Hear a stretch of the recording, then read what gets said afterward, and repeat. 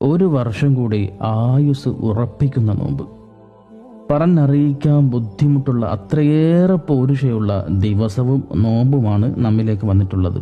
തീർച്ചയായും നാം ശ്രദ്ധിക്കുക, വിട്ടുപോകരുത്.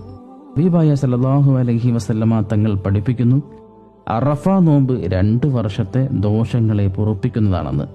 1 താൻ നിലകൊള്ളുന്ന വർഷത്തെയും 2 വരാനിരിക്കുന്ന വർഷത്തെയും.